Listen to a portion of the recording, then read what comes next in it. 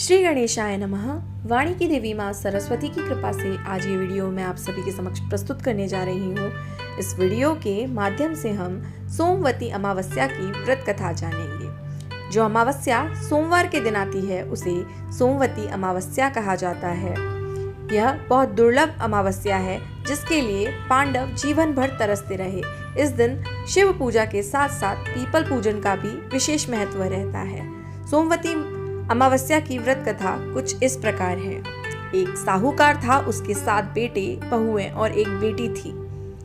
साहूकार के यहाँ एक जोगी भिक्षा मांगने आता था। वह जोगी बहुओं से तो भिक्षा ले लेता था पर उनकी बेटी से भिक्षा नहीं लेता था।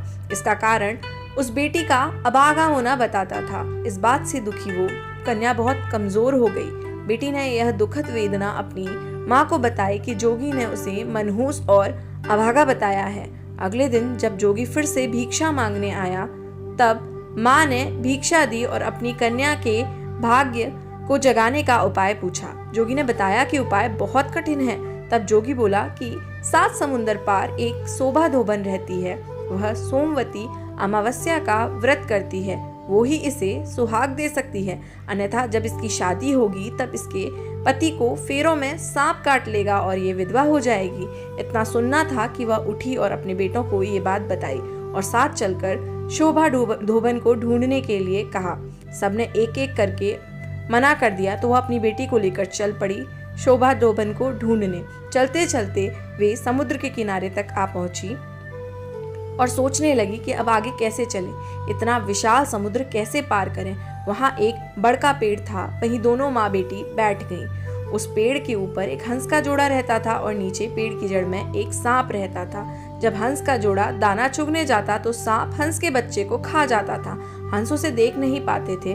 उस दिन भी सांप हंस के बच्चों को खाने के लिए पेड़ पर चढ़ रहा था कि हंस के बच्चों की आवाज सुनकर माँ बेटी ने देखा कि सांप हंस के बच्चों को खाने जा रहा है तो उन्होंने सांप को मार दिया। शाम को जब हंस का जोड़ा आया तो उन्होंने माँ बेटी को वहीं बैठा पाया तो सोचा कि ये दोनों ही मेरे बच्चों को मार देते हैं। जैसे ही वे उन माँ बेटी को मारने के लिए तैयार हुए कि पेड़ पर से बच्चों की आवाज सुनाई दी तो उन्होंने देखा कि हमारे बच्चे तो जिंदा हैं। तब बच्चों ने उन्हें सारी बात बताई कि कैसे माँ बेटी ने उनकी जान बचाई। हंस ने उन्हें धन्यवाद दिया और उनका यहाँ आने का कारण पूछा।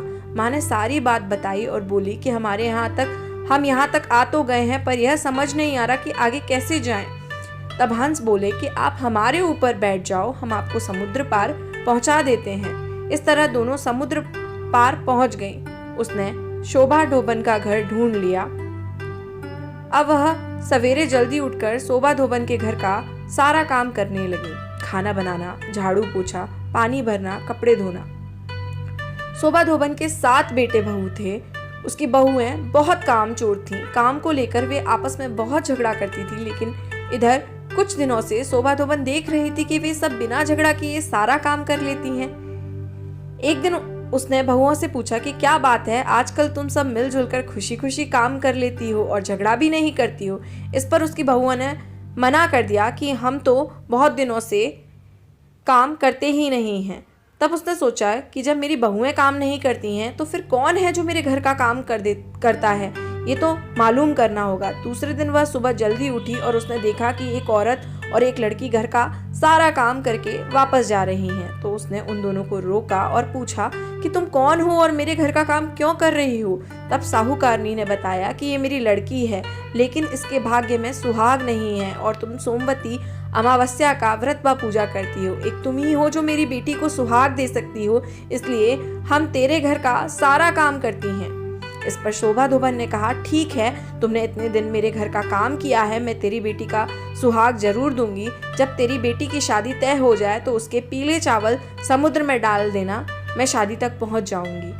दोनों माँ बेटी अपने घर आ गईं। जब लड़की की शादी तय हुई तो माँ ने समुद्र में पीले चावल डाल दिए। शोभा धोबन जब अपने घर से रवाना होने लगी तो बोली कि मेरे जाने के बाद यदि घर में कुछ भी टूटता फूटता है तो उसे जैसा हो वैसा ही रहने देना। मेरे आने तक तुम लोग कुछ भी मत करना। अपने घर वालों को ये हिदायत देकर वह साहूकार की बेटी की शादी में शामिल होने के लिए रवाना हो गई। जब साहूकार की बेटी के फेरे हो रहे थे तब सांप ने दूल्हे को डस लिया।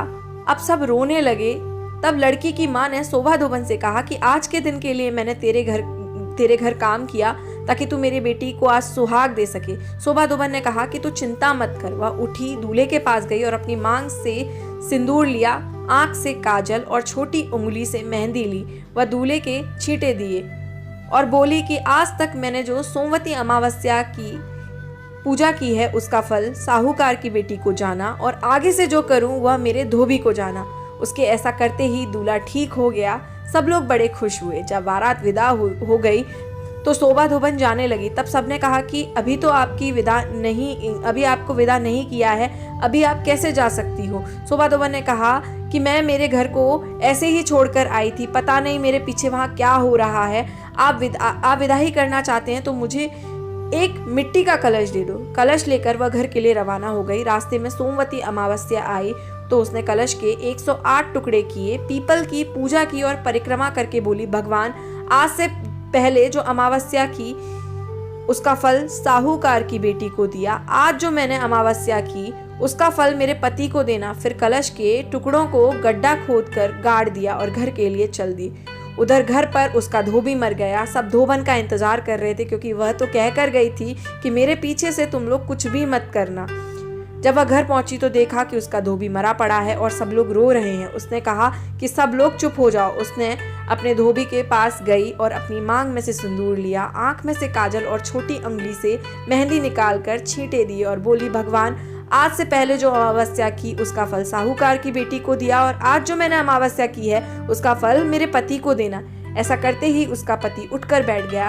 इतने में ब्राह्मण आया और बोला, जजमान अमावस्या का दान दो। धोबन बोली, मैंने तो पीपल के पेड़ के पास गाड़ दी थी, वहां से निकाल लो। ब्राह्मण ने वहां जाकर देखा तो सोने की 108 मोहरें हो गई थी। पूरे गांव में ढिंडोरा पिटवा दिया गया कि सोमवती अमावस्या का व्रत, पूजा व दान करें।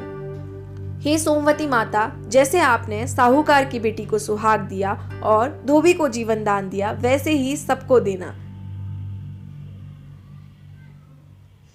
इस वीडियो को ज़्यादा से ज़्यादा लोगों के साथ शेयर कीजिए, चैनल को सब्सक्राइब कीजिए। धन्यवाद।